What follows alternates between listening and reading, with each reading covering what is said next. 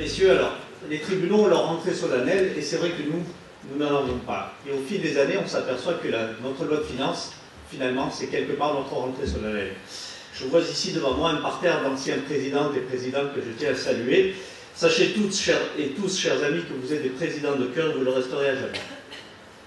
Mes chers consoeurs et confrères et chers amis, je veux d'abord m'adresser à tous les partenaires des professionnels de l'audit qui sont dans cette salle et leur souhaiter, au nom de l'ensemble des commissaires aux comptes du ressort de la Cour d'appel d'Aix-Bastia, au nom de cette belle compagnie et de ses conseillers, que j'ai l'honneur de présider depuis le 1er janvier, leur souhaiter bonheur et prospérité. Merci de la confiance que vous nous témoignez et des relations de fidélité que vous avez bien voulu tisser avec nous. Laissez-moi également m'adresser à vous, mes chers consoeurs et mes chers confrères, pour vous dire d'abord mon émotion à m'exprimer pour la première fois depuis que vous m'avez confié cette lourde mais magnifique responsabilité. Dans votre vie professionnelle, je vous souhaite des bonheurs, petits et grands, des amitiés, des amours, des sourires, des rires et bien évidemment une santé de fer.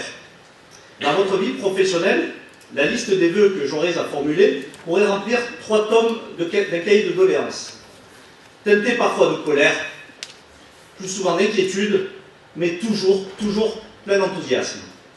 Nous sortons de 2016 malmenés par des mesures très impactantes pour notre profession. Il ne fait guère doute que la réforme européenne chamboule l'exercice de notre métier. C'est une certitude, les pouvoirs de notre régulateur se sont singulièrement, considérablement et à nos yeux excessivement accrus. C'est une réalité, le monde change. Et nous devons aussi nous adapter. Dans ce contexte, frappé du sceau de l'incertitude, je vous souhaite et je nous souhaite plus de stabilité réglementaire. Des mandats toujours de 6 ans, passionnants et nombreux, des seuils d'intervention préservés, en un mot, la capacité de démontrer avec enthousiasme à quel point nos missions sont essentielles et notre expertise synonyme de sécurité, de transparence et d'efficacité pour l'économie en général et nos clients en particulier. La période qui s'ouvre à bien des égards est une période charnière.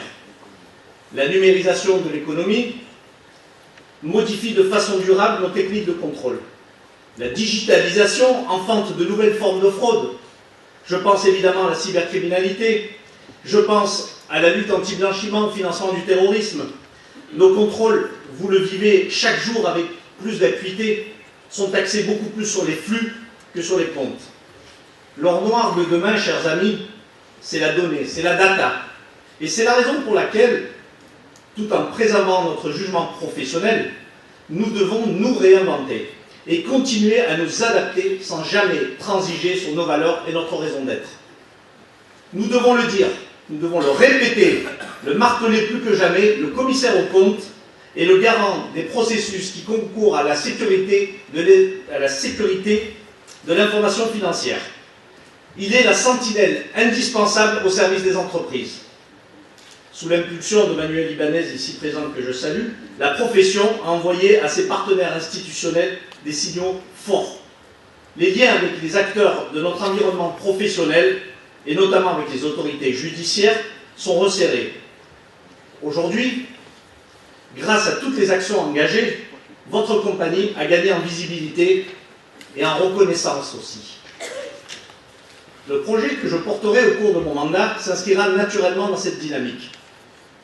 Nous devrons nous rapprocher encore plus des parquets, de la gendarmerie, de la police judiciaire et des tribunaux au sens général du terme. Je veux que les commissaires aux comptes soient plus et mieux représentés au sein du secteur bancaire et financier, au sein des institutions patronales telles que l'UPE, la CGPME, le MEDEF. Notre message doit être entendu et compris par tous. Et ce message, c'est quoi? C'est que la sécurité financière, c'est l'apanage du CAC. La certification n'est pas un coût sans utilité. Nous ne pouvons plus accepter que des entreprises qui ont l'obligation de certification puissent continuer à être financées sans que cette certification leur soit réclamée. Je vous le disais, la réforme européenne ensuite, aujourd'hui elle est une réalité.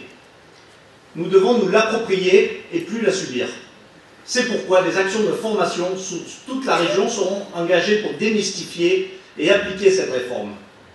Un comité ad hoc au sein de votre conseil régional permettra d'analyser, d'anticiper et d'agir. Je pense notamment en ce moment aux conventions de délégation en matière d'inscription, vous le vivez au quotidien, en matière de formation, en matière de discipline. Elles ne sont toujours pas rédigées. Soyons désormais force de proposition et acteurs de notre avenir. Le contrôle qualité, un des piliers fondateurs de notre métier. Actuellement, il est habilement et efficacement mené. Je souhaiterais aller plus loin dans son déploiement avec la mise en place de contrôles anti-dumping. Nos honoraires traduisent une action de qualité à forte valeur ajoutée. Il est hors de question de brader l'audit ou de solder la certification. L'attractivité et les jeunes restent une vraie préoccupation. Il me semblerait judicieux que chaque nouveau diplômé du diplôme d'expertise comptable s'inscrive à la compagnie. Ce sera possible si nous amplifions les actions de présentation du métier au sein des grandes écoles, où nous sommes aujourd'hui, au sein des facultés, et j'irai même au-delà, au sein des collèges et des lycées.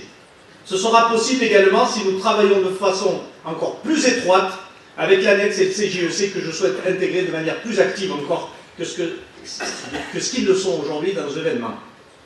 Reste enfin le fonctionnement de notre instance, les synergies engagées, la mutualisation des moyens humains et matériels mis en place avec nos cousins germains, le Conseil régional de l'Ordre des experts comptables, mon cher ami et président Lionel ici présent, nous ont permis de moderniser nos outils. Nous devons poursuivre ces efforts. Et ce rendez-vous d'aujourd'hui est pour moi l'occasion de saluer aussi l'engagement de l'ensemble des permanents qui sont beaucoup pour l'efficacité des instances qui est à votre service. Merci à Malika, merci à Florence, Marie-Claire, Rémi, Lucie, Christine et j'en oublie certainement.